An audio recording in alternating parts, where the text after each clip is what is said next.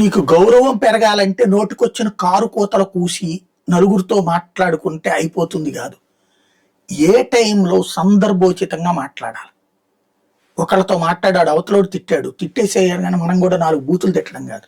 వాడు ఎందుకు తిట్టాడు అన్నది ఆలోచించడం. ఆ తర్వాత మనం చేస్తున్నది రైటా రాంగా అన్నది క్రాస్ చెక్ చేసుకోవడం. మనం చేస్తున్నది రైట్ అనుకున్నప్పుడు సున్నితంగా వాడికి ఆ అంటేలాగా మాట్లాడేసి కూల్ ఉండటం, మన పని మనం చేసుకోవడం. లేకపోతే చెడగొట్టాలనుకునేవాడు 100 చేస్తాడు. వాటి ట్రాప్లో మనం ఎందుకు పడాలి? మనకి ట్రంప్కి మోడీకి ఉన్న తేడా అది. ట్రంప్ లాగా ఊరికూరికినే రెచ్చిపోయి మాట్లాడు మోడీ. ఏం చేయాలో చేస్తాడు. మనకు సంబంధించిన విమానాలన్నీ అయిపోయినాయి. మనకే కాదు, ప్రపంచం మొత్తం విమాన సర్వీసులు ఆగిపోయినాయి అరబ్ దేశాల్లో యుద్ధం తర్వాత.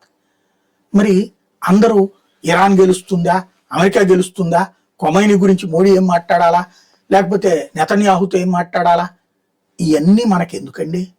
మనమేమో ఆ యుద్ధంలో పార్టిసిపేట్ చేయం. మన యుద్ధం కాదు అది, వాళ్ళ యుద్ధం. ఇక్కడ మోడీకి కావాల్సిందేంటి? ఈ దేశ ప్రజలు అక్కడ చిక్కుబడ్డారు, తీసుకురావాలి. సింపుల్.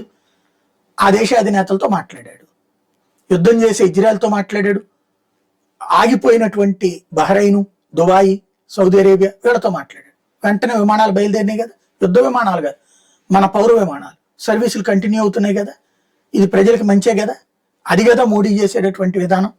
మోడీ అనేవాడు తెలివైనవాడు, ఎవరిని ఎప్పుడు ఎక్కడ ఎలా స్పందించాలో తెలిసినోడు అనడానికి సాక్ష్యం.